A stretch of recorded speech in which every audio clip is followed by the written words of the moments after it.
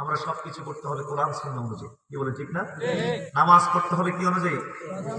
রোজা নাকি আমি একটা বানাই দিলে করবেন কি আপনারা? আমি নামাজ বানাই দিই সুন্দর করে, যেটা আছে সেটা তো আসছেই, এর থেকে আরেকটু স্ট্যান্ডার্ড করে বানাই দিই আপনাদেরকে, করবেন কি না আপনারা? একটা রোজা বানাই দিলে আরে সহজ করে দেবো তো, এটার মধ্যে তো কঠিন হবে না, একটু সহজ করে দেবো। যেমন ধরুন সকাল 7টায় ঘুম থেকে উঠতে 4টা রুটি খাইয়ে দেবেন ডাসছে, এটা ইফতার। এটা কি? আবার জোহর নামাজটা পয়দাই সেই সাহরিটা খাইয়ে দেবে। কি সহজ হচ্ছে তাই না?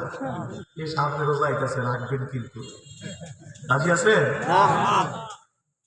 আমি পিসাব করলেও রাজি না। তাইলে সব কিছু হইতে হবে কোরআন এবং সুন্নাহ সুবহানাল্লাহ। এইভাবে হজ পালন করতে হবে কোরআন সুন্নাহ অনুযায়ী, যাকাত দিতে হবে কোরআন সুন্নাহ অনুযায়ী, প্রতিবাদ করতে হবে কোরআন সুন্নাহ অনুযায়ী, আপনার কি বলে জিহাদ করতে হবে কোরআন সুন্নাহ অনুযায়ী, আর আপনার কি রাজনীতি করতে হবে কোরআন সুন্নাহ অনুযায়ী। সুবহানাল্লাহ। কোরআন সুন্নাহ অনুযায়ী হইতে হবে। বলেন আলহামদুলিল্লাহ। কোরআন সুন্নাহ অনুযায়ী হইতে হবে। আমরা হারাম রাজনীতি আমরা করি না। বলেন আলহামদুলিল্লাহ। এই রাজনীতি 20 লক্ষ মানুষ খুন করেছে স্বাধীনের পর থেকে এই পর্যন্ত। আপনি যদি হিসাব করেন, এই রাজনীতি 20 লাখ মানুষকে খুন করছে, গুম করেছে, বাড়ি ছাড়া করেছে কোটি কোটি মানুষকে। এই মামলা এই সে মানুষের জীবনকে বিষাক্ত করে ফেলেছে কাফেরদের তৈরি করা সিস্টেমের রাজনীতি। স্বামীকে স্ত্রীর শত্রুতে পরিণত করেছে, স্ত্রীকে স্বামীর শত্রুতে পরিণত করেছে, আপনার ভাইকে ভাইয়ের শত্রুতে পরিণত করেছে। আপনার এই রাজনীতি আখেরাত ধ্বংস করে দিয়েছে। এই রাজনীতি কোটি কোটি মিথ্যা কথা বলাচ্ছে। যারা রাজনীতি করে কোটি কোটি মিথ্যা কথা বলে, দ্বিধাই করে না, মুখ একটু কাঁপে না, বুক কাঁপে না একটা মিথ্যা কথা বলতে, ক্ষমতার লোভের কারণে। সকালে একটা করবো, দুপুরে করবো আরেকটা, রাইতে আবার আরেকটা, বইয়া দেবো এক কথা, দাঁড়াই দেবো এক কথা, শুয়ে দেবো কোটি কোটি মিথ্যা কথা নির্দ্বিধায় বলতেছে। আল্লাহ মাফ করো, কি উপায় হবে রে আল্লাহ? এই অবস্থা, এত পাপ এই রাজনীতির কারণে। দ্বিধা করে না পাপ করতে। কুত্তা মারতে মায়া লাগে, কিন্তু মানুষ মারতে মায়া লাগে না। এই রাজনীতি এত জঘন্য রাজনীতি আমাদেরকে কি জাহান্নামে নিয়ে যাচ্ছে। দেখা যায় মানুষ মারতেছে, পিলা মায়া দয়া সব শেষ করে দিচ্ছে। রাজনীতি মায়া আছে, সমানে পিটাইতেছে, কুবাইতেছে, রক্ষা করার চিন্তা নাই, খালি ভিডিও করতেছে, ভিডিও করতে রক্ষার চিন্তা নাই। আর মনে মনে ভাবতেছে ঘাটটা বড় যদি কোপটা দিত, তাহলে আমার ভিডিওটা জম লইলে, আর এইটা যদি আমি ফেসবুকে ছাড়তাম, আমার যথেষ্ট পরিমাণ ভিউ হইল।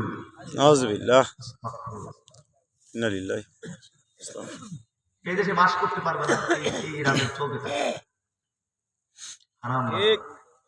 জান্নাতে যেতে পারবে এই রাজনীতি করে, প্রশ্নে আসে না। কেমনে যাবে জান্নাতে? জান্নাত কি এত হস্তানি? এই সময় আকাম চলতে করবেন আর জান্নাত চলে যাবে? এত হস্তা?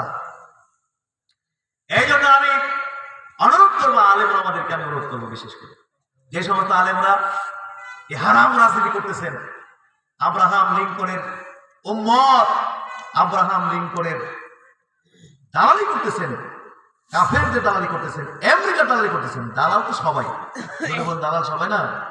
দালাল হলো এটা, এই শব্দটা দিয়ে রাজনীতি করে, কিন্তু ঘুরে সবাই কি? সবাই দালাল। এই যে গণতন্ত্র যারা করছে তারা আমেরিকার দালাল না? এই দেশ চালায় কারা? পৃথিবী চালায় কারা বর্তমানে? কাফেররা চালায় কিনা? আমেরিকা চালায়। বাংলাদেশ কি ডক্টর ইউনূস চালায়? শেখ হাসিনা খালেদা জিয়া চালায় না? এই দেশ চালায় আমেরিকা চালায়, পশ্চিমারা চালায়। কারণ গণতন্ত্রের মালিক হলো আমেরিকা, আমি হইলাম বাংলাদেশ তালিমি হিজবুল্লাহর আমির, আর গণতন্ত্রের আমিরে আলা হলো আমেরিকার প্রেসিডেন্ট যেই হবে। তাহলে এখন বর্তমান গণতন্ত্রের আমিরে আলা কেনা? Donald Trump. আমার তালিমি হিজবুল্লাহর কোন নেতা আসলে আমি বহিষ্কার করে দিব কিনা, দিব। তো ওই যে আমিরে আলা ডোনাল্ড ট্রাম্প, যদি ওনাদের কথাবার্তা কেউ না শুনে তাহলে কি এই নেতা কর্মী রাখবো? রাখবে না। এই জন্য জায়গা মতো পূজা দিয়ে আসতে হবে।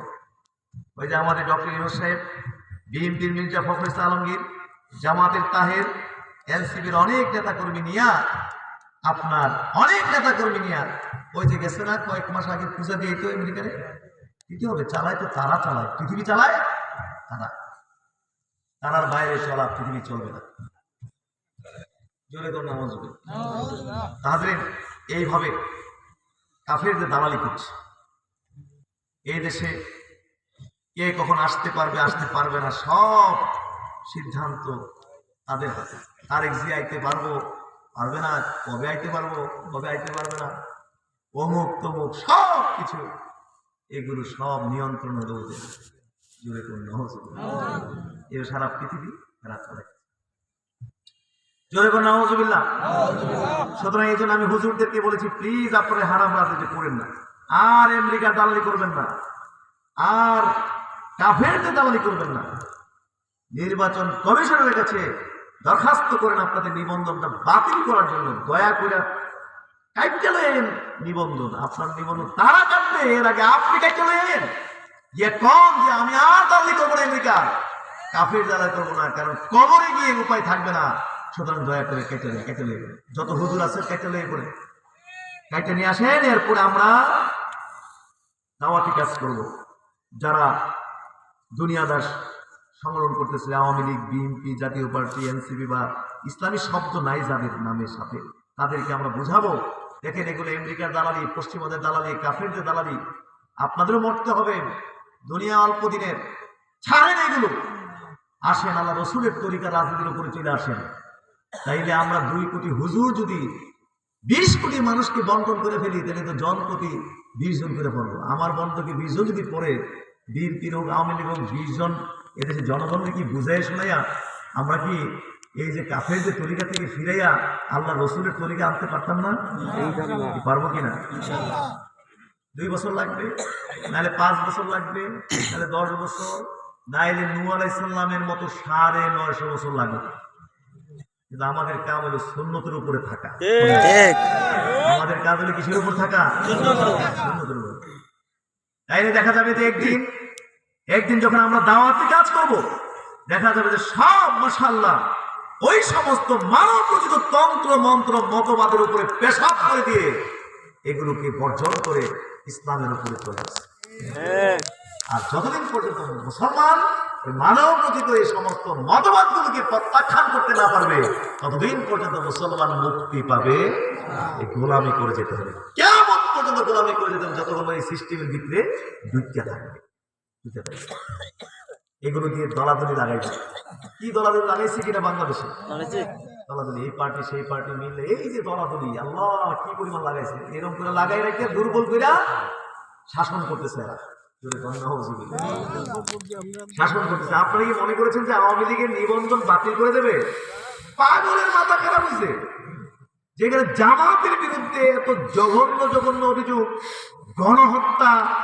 গণহত্যার অভিযোগ, স্বাধীনতা বিরোধী অভিযোগ, এরপরে তো জামাতের নিবন্ধন বাতিল করতে পারে না। সেখানে আওয়ামী লীগের নিবন্ধন বাতিল করে দিব। একটাও বাতিল করবে না, সবগুলো জেতা রাখবো, আদা মরা করে রাখবো। কারণ কোনটার কাম কোন সময় লাগে কোন তো খেলাই শেষে দেবো। এরা আমরা খেলবে, দালাল বানায় সারা জীবন আমাদেরকে ওদের পাও চাটাবে। এইভাবে আমাদেরকে পাও চাটাবে। এই জন্য 1 নম্বরে মুসলমানদেরকে ক্ষমতা লোভ প্রত্যাখ্যান করতে হবে। ক্ষমতার লোভ আমাদের সব শেষ করে দিয়েছে। ক্ষমতার লোভ আমাদের কি হচ্ছে? যখন আমরা নাকি এই সময় তন্ত্রমন্ত্র দাওয়াতের মাধ্যমে এই দেশ থেকে বিতাড়িত করব, তখন ওরা কি বাংলাদেশে এসে আর কোনো আমরা খেলনে কোনো দালাল খুঁজে পাবো? কোনো দালাল। এরপরে আমরা চিন্তা করব আমাদের দেশের সরকার আমরা কেমনি গঠন করবো। তখন আমরা ইসলামী তরিকায় সরকার গঠন করবো। কোন তরিকায়? অনেকগুলো তরিকা আছে। যেমন একটি তরিকা, আল্লাহ রাসূল যেইভাবে ক্ষমতায় অধিষ্ঠিত হয়েছিলেন, 2 নম্বরে হযরত আবু বকর সিদ্দিক রাদিয়াল্লাহু তাআলা আনহু যেইভাবে ক্ষমতায় অধিষ্ঠিত হয়েছিলেন, 3 নম্বর হযরত ওসমান যে সিস্টেমে ক্ষমতা অধিষ্ঠিত হয়েছিলেন, 4 নম্বরে হযরত আলী রাদিয়াল্লাহু তাআলা আনহু, ওমর রাদিয়াল্লাহু তাআলা, ওসমান রাদিয়াল্লাহু আলী তারা যে ক্ষমতা অধিষ্ঠিত হয়েছিলেন। আমরা যে কোনো একটা তরিকা বাছে নিব সরকার গঠনের ক্ষেত্রে। আলহামদুলিল্লাহ। ভোটের প্রয়োজন হয়, ঠিক আছে, একটা নেন।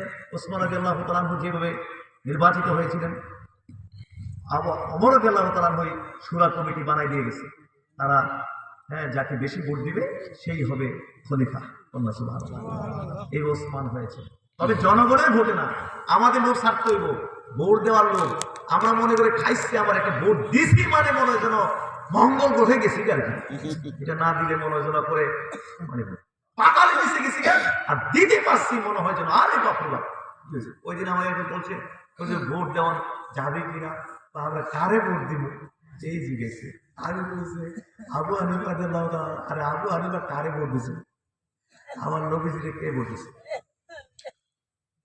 হ্যাঁ, হযরত শাফিঈ কারে ভোট দিছে?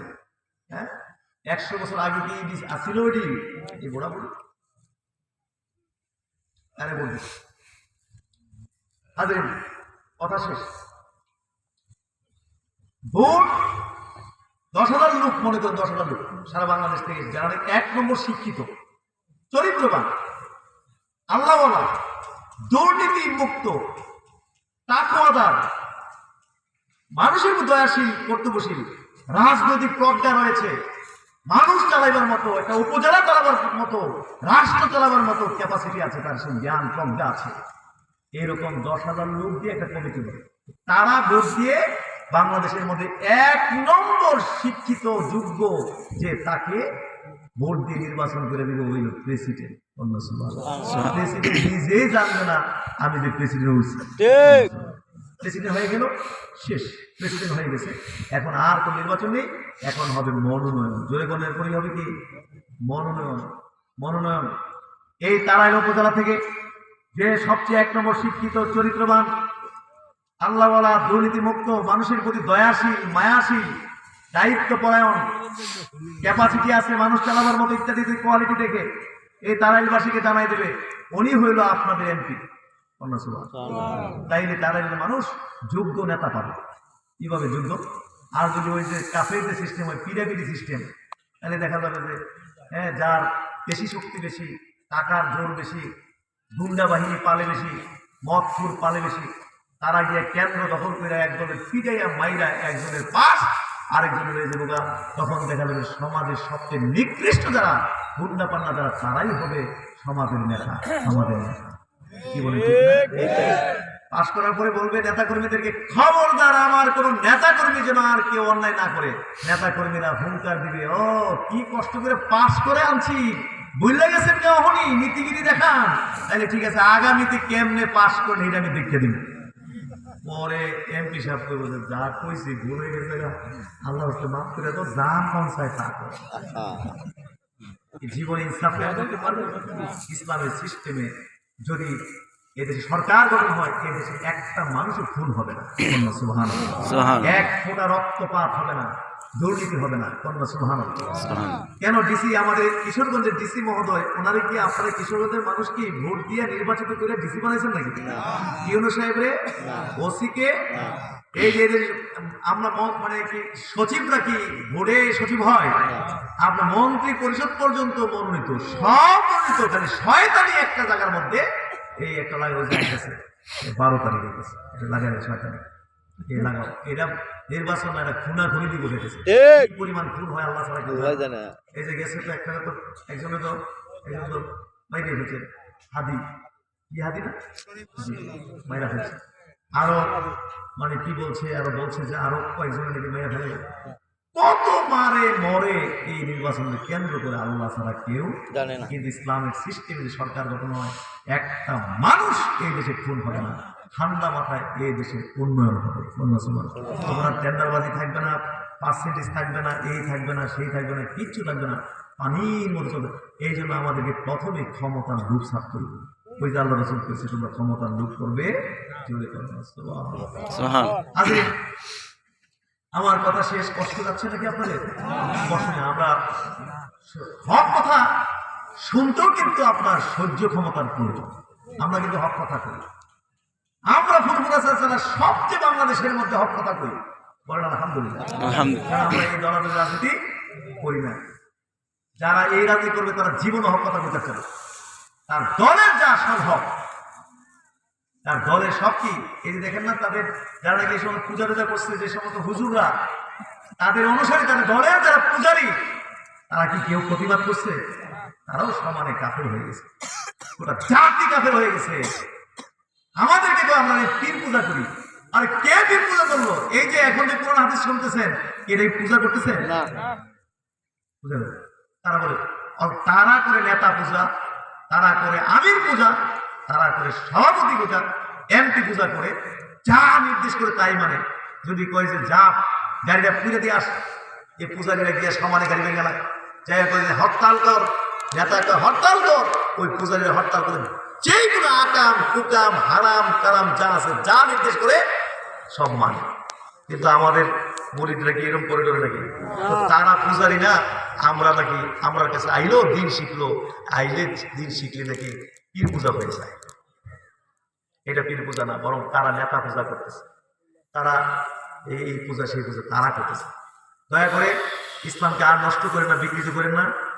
আল্লাহ রসুল রেখে গেছেন, রাজ সৃষ্টি করলে আল্লাহ রসুল আপনাকে চিনবেন না, ওই কাউসার, হ্যাঁ কাউসারের কাছে যেতে দেবে না, দৌড়ে লাঠিতে বাইরে দৌড়ে বলবে আমার মানে বলবে যে না, ওরা আপনার পরে আপনার দিনকে এরা বিকৃতি করে দিচ্ছে, বেদাতি এরা বেদাতি।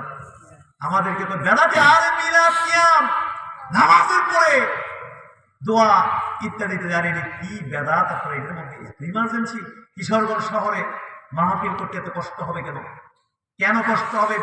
ব্রাহ্মণবাড়িয়া শহরে মাহফিল করতে কেন কষ্ট হবে? নেত্রকোনা শহরে মাহফিল করতে ওখানে দেবে না কেন? কি অপরাধটা আমাদের? কি অপরাধ?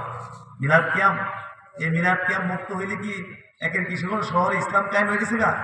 এখানে আর এখানে কোনো অন্যায় টন্যায় হয় না, সব অন্যায় চলতে পারবে। ঠিক আছে, মিলাদ কিয়াম অন্যায়, এই অন্যায় চলতে অসুবিধা কি? সব অন্যায় চলতে পারলে অন্যায় চলতে অসুবিধা কি? না, এটা ইগু সমস্যা, ইগু। ওই যে দলের পূজা, নফসের পূজা, আমার দলের তারা এইটা মত প্রকাশ করে ফেলছে, সুতরাং পৃথিবী উল্টে গেল, আমি এটা করবো না এবং করতে দিব না। আর শহরের মানুষরা যদি একটু অন্যরকম কথাবার্তা শুনে যদি একটু বিভ্রান্ত হয়ে যায়, তাহলে তো আমাদের পূজা আর করবে না, আমাদের পূজার মধ্যে একটু অভাব করে দিতে গা এই সময় চিন্তা থেকে দিছে কে আপনার কি দিছে, হুমকি দিছে, বলছে 18 কি বলছে 20,000 ছাত্র আমাদের হাতে আছে, যদি আপনি অনুমতি দিন তাহলে 20,000 ছাত্র আক্রমণ করবে। এখন আপনি চিন্তা করে দেখেন আপনি টেকেল দিতে পারবেন কি পারবেন না। বিএডি ডিসি তো ডরাই গেছে, বিএডি মানুষ তো এমন ডরায়, কি কোন ডরায় না, মহিলারা কি সাহসী সিদ্ধান্ত নিতে পারে? ডরাই গেছে। উনি কয়েছে না ইলেকশনের আগে আর কোনো মাহফিল করুন দেখে না, ওই ইলেকশনের জোর দিয়ে লাগছে, ওরা আমাদের তারা আসল না, মাহফিল করবেই করবে। শেষ পর্যন্ত কি হয়েছে না হয়েছে আল্লাহ জানে, এই বেরিয়ান থেকে ট্রান্সফারে পুজে গেছে।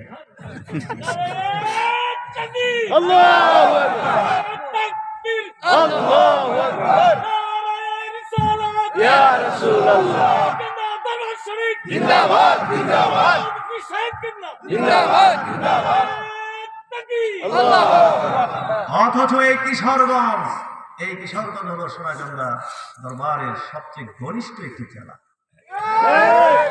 দাদারা বলতে গিয়ে 70-100 বছর ধরে এই দরবার এই কিশোরগঞ্জে দিনের খেদমত করতে, বাড়ির এত মেহনত করে নাই কেউ। সোনাকান্দাওয়ালারা যেই মেহনত করেছে কিশোরগঞ্জের মানুষের পিছনে, ওই হাওড় এলাকায় বুঝতে পেরেছেন কিনা কি মেহনত করতো আমার বাবারা, আমি নিজেও বুঝতে পেরেছেন। ওই যে আব্বার এন্তেকালের পরে ওই সমস্ত রাস্তা ছিল না, হ্যাঁ, প্রত্যেকের দিন হাইটটা কেটে গেছি, এই বৃষ্টির কাদা মাদা, আরে বাবা, আমি তখনই বুঝে আসছে এই এলাকা আমার পীরমুড়ি শেষ। দেখি এত মেহনত করে কেমনি করো পীরমুড়ি, পরে চিন্তা করলাম আমার বাপ এই এলাকায় হাইটে উঠতে পীরমুড়ি করছে। হ্যাঁ, এরপরে আমার যেন ফানিবাতের মতো লাগে হাওড় এলাকায় হাত, আমার কাছে আত্মার খোরাক পাই ভারী এলাকার মাটি। অনেককে বলেছি বেড়ায় বা একটা দরজা যদি ডেভেলপ করতে চান তাহলে বাড়ি এলাকায় গিয়া বাড়ি এলাকায় কষ্টের মাতুলগুলো করবে। এখন অবশ্য কষ্ট গেছে গা, এখন তো আমরা আরাম হয়ে বসছি। কি বলেন ঠিক কিনা? এটাও মনে করি সোনাগান দরবারের দোয়া আছে তো। আমার বাপ দাদারা এই দরবারে খোলাফারা হাইটতে হাইটতে হাইটতে একটা মাহফিল করছে, আর আল্লাহর কাছে হয়তো কাঁদছে, তাহলে এত কষ্ট করে পারতাম না, একটা ভালো ব্যবস্থা করো। এলে গিয়ে আল্লাহ তালা যেমনি যেমনি ব্যবস্থা করিয়া তখন দেখছেন কি হয়ে গেছে। আমি মনে করি তো আছে না নাই? আমি মনে করি যাকে হাজির কথা শেষ, দয়া করে এগুলো ছাড়েন। হুজুরদেরকে বলি, আলেমদেরকে বলি, এগুলো আমাদের প্রতি ষড়যন্ত্র। কাউমিদের কথা বলি একটু, তাদের বিশাল একটা শক্তি, মুসলমানদের শক্তি মনে করি। বুঝতে পেরেছেন? সোহরাওয়ার্দী উদ্যানে ডাক দিলে সারা বাংলাদেশ থেকে লাখ লাখ হাজির হয়।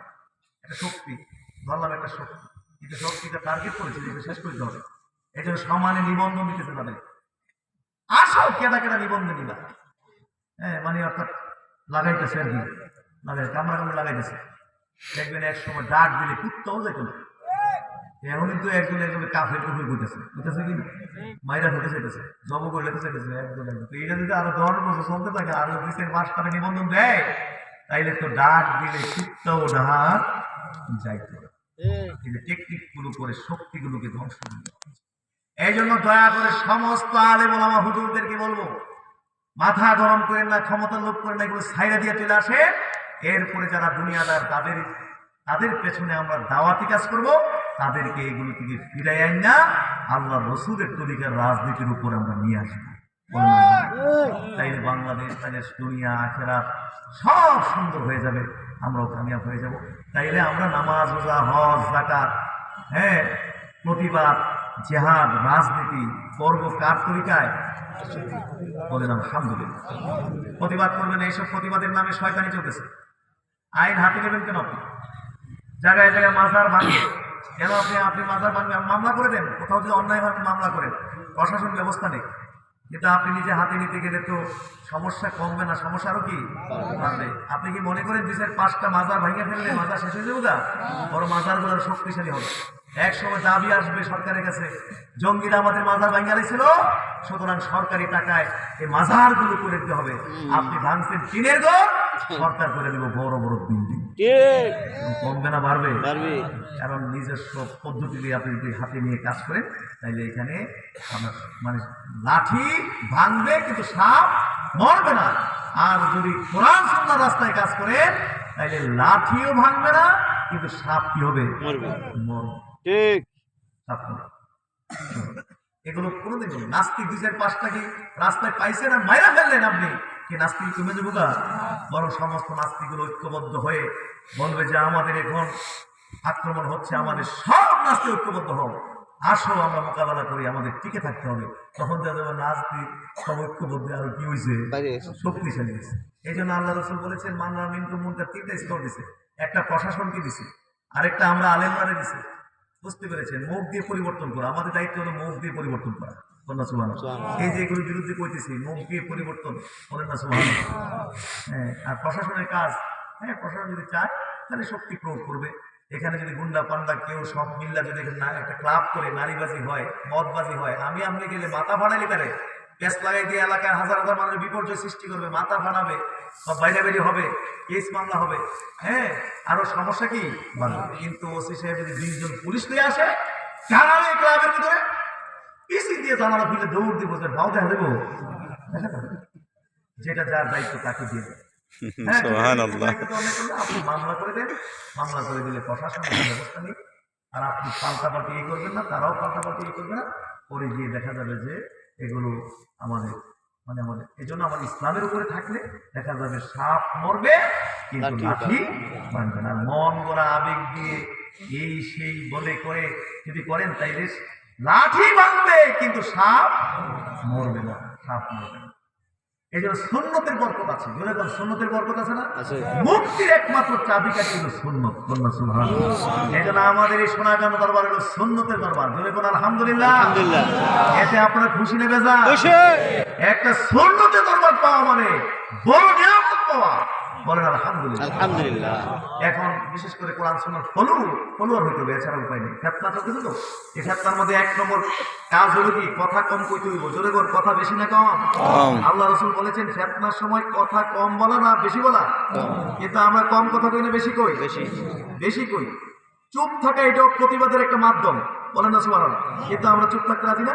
আমরা বলি হ্যাঁ আমি কি চুপ হইতে বেটা নি, আমি কি চুপ থাকতে বেটা, কথা কম জানি, আমি চুপ থাকবো?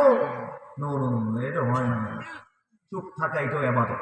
আল্লাহ রাসূল দীর্ঘ সময় চুপ থাকতেন, তিনি জীবনে কোনোদিন খারাপ কথা কন নাই, কিন্তু তারপরে চুপ থাকতেন, লম্বা সময় চুপ থাকতেন। সুবহানাল্লাহ। আল্লাহ রাসূল বলছেন পারলে ভালো কথা কইবা, আর নতুবা কি থাকবা? চুপ থাকবা। থাকবা। সুবহানাল্লাহ। মান সমাতা নাজাত, যে চুপ থাকলো সে নাজাত পাইলো। কি থেকে নাজাত পাইলো? সে ফিতনা থেকে নাজাত পাইলো। সুবহানাল্লাহ। আলেমরা প্লিজ বেশি কথা কইেন না, কম কথা কইবেন।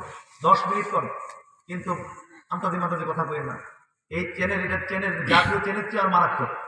এটা হয়তো তাল জাঙ্গা মাহফিলের মাইক, কিন্তু জাতীয় চ্যানেল থেকেও কিন্তু এটা আরো মারাত্মক। জাতীয় চ্যানেলে এত চিন্তা করে কথা না বলো, এটার মধ্যে একটা শব্দ ইউজ করতে অন্তত 10 বার চিন্তা করে শব্দ ইউজ করতে। জাতীয় চ্যানেল চেয়ে আরো মারাত্মক। কিন্তু এটা এই নিয়ন্ত্রণ হলো হুজুরদের নিয়ন্ত্রণে, আর এটা পাইয়া ওরে বাপরে যা মন চায় তাই বলে যাচ্ছে। না, হুজুরদেরকে বলছি প্লিজ 10 বার চিন্তা করে একটা শব্দ ইউজ করতে, এমন জায়গা। তারপরে আপনার ই করা যাবে না, গুজবে কান দেওয়া যাবে না। ফেতনার সময় গুজবে কান দেওয়া যাবে না। গুজবে কান দিবেন, ফেতনায় ভাসতেছে, আপনার গুজবে ভাসতেছে বাংলাদেশ। গুজববাজরা, ভুয়া সাংবাদিকরা, ভুয়া ফেসবুক আইডি ওলারা, এরা এই দেশটাকে গুজবের মধ্যে ভাসাচ্ছে। হ্যাঁ, আল্লাহ বলছেন যে যখন তোমাদের কাছে ফাঁসে খবর নিয়ে আসে তখন তোমরা যাচাই করবা। আল্লাহ রাসূল বলছেন আপনি মৃত্যু পর্যন্ত এটাই যথেষ্ট, একটা কথা শুনছেন, যাচাই ছাড়া আরেকজনকে বলছেন। আম্মা আয়েশা সিদ্দিকের বিরুদ্ধে তো চরিত্রের উপরে তো গুজববাজরা, সাংবাদিকরা, ভুয়া সাংবাদিকরা বাজে কথা তুলে দিছে না, চরিত্রের উপর কথা তুলে। নবী কষ্ট পাচ্ছেন, একবার ওহী পর্যন্ত বন্ধ, সাহাবারা কষ্ট পাচ্ছেন, অনেক গন্ডগোল বেঁচে গেছে। আম্মা আয়েশা জানেই না, 1 মাসের ভিতরে খবরই জানে না যে কেমন কি চলতেছে। আম্মা আয়েশার উপরে যে এত বাজে কথা চলতেছে।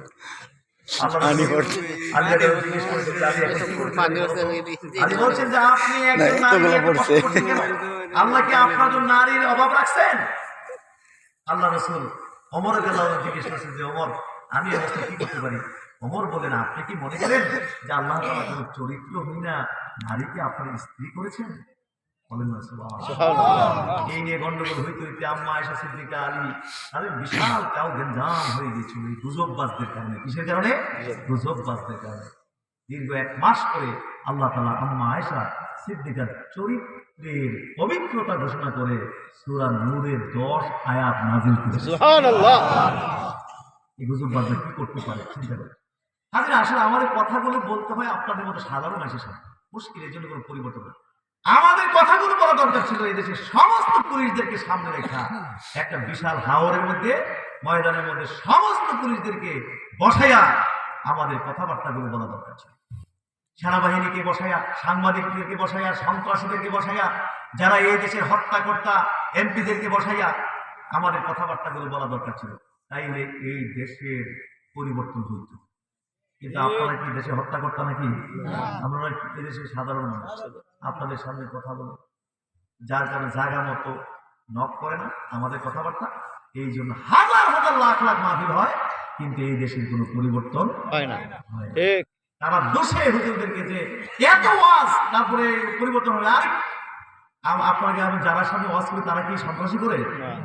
আপনারা সন্ত্রাসী করেন? মানুষ কোন করেন? দুর্নীতি করেন? দুর্নীতি। আপনাদের সামনে কথা বলতে হয়, তাহলে পরিবর্তন হবে কেমনি দেশ? আসেন, আপনারা আসেন, বসেন, ওয়াজ শুনেন, দেখবেন ইনশাআল্লাহ 10-20 বছরে দেশ পরিবর্তন হয়ে যাবে। জোরে কোন ঠিক কিনা? আপনার ওয়াজ মাহফিলে আইসেন, এত বেড়াগিরি দেখান না, এত অহংকারী হবেন না। বাজার থেকে একটু বইপত্র কিনে নিজেদের মহাপণ্ডিত করে বসে থাকেন না। ইউটিউব থেকে কি টুকটাক শুনে আরে বাপরে বাপ মনে হয় যে না মহা কিছু জানে। এরকম মাহফিলে আসেন, মাহফিলে আসেন, আলেমদের, প্রকৃত আলেমদের বক্তব্য শোনেন, কথা শোনেন, ইনশাআল্লাহ পরিবর্তন হবে, দেশটা পরিবর্তন হয়ে যাবে। শুনবেন না, শুনবেন না, আন্তর্জাতিক ওয়াজ পরিবর্তন করবে। পরিবর্তন যারা এই দেশকে এলোমেলো করে রাখে তারা হয়নি, তারা হলে আমরা পরিবর্তন হইতো।